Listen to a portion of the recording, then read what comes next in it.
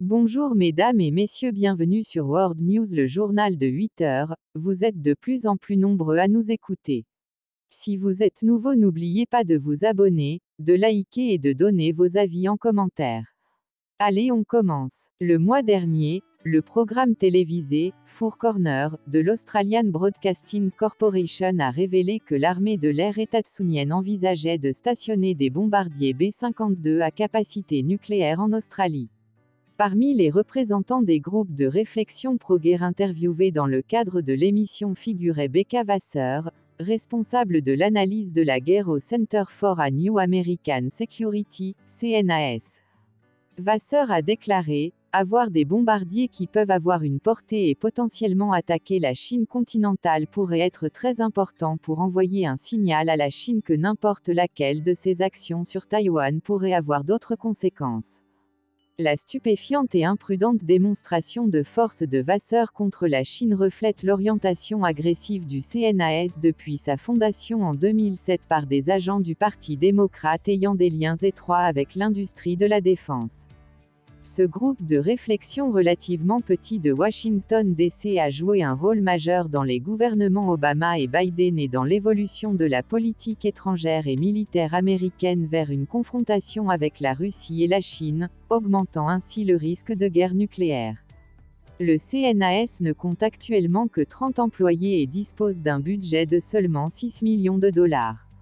Mais sa petite taille cache son rôle très influent. À bien des égards, le CNAS incarne l'émergence du Parti démocrate en tant qu'instrument politique prééminent du militarisme impérialiste américain. Le groupe de réflexion a été fondé en 2007 par Michele Flournoy et Kurt Campbell à un moment de crise croissante pour le capitalisme américain, tant au niveau international que national. La prétendue « guerre mondiale contre le terrorisme », qui avait servi de cadre à l'agression américaine en Afghanistan et en Irak, n'avait pas réussi à assurer le contrôle des États-Unis sur les régions riches en pétrole de l'Asie centrale et du Golfe Persique, et l'administration de George W. Bush perdait rapidement le soutien populaire aux États-Unis.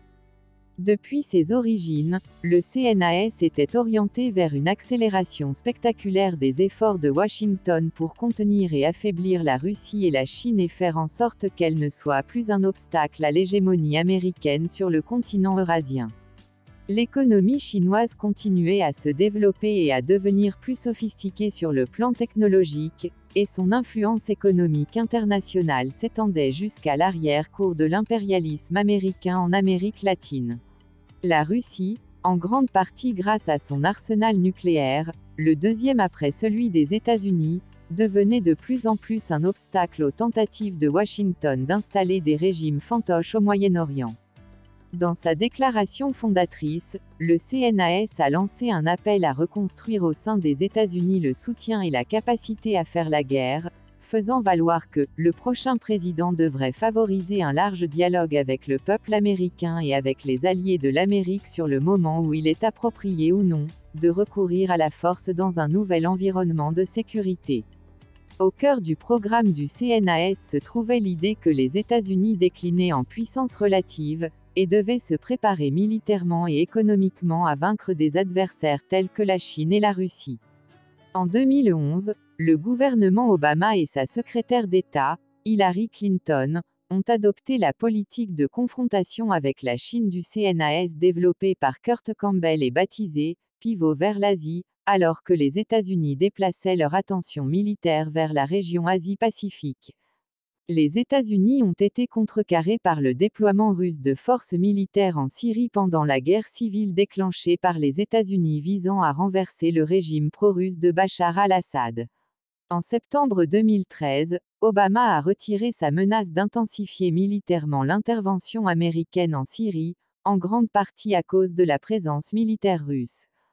Mais quelques mois plus tard, en février 2014, Washington a soutenu l'opération de changement de régime menée par les fascistes en Ukraine qui a renversé le gouvernement pro-russe de Viktor Yanukovych et installé un régime profondément nationaliste et anti-russe.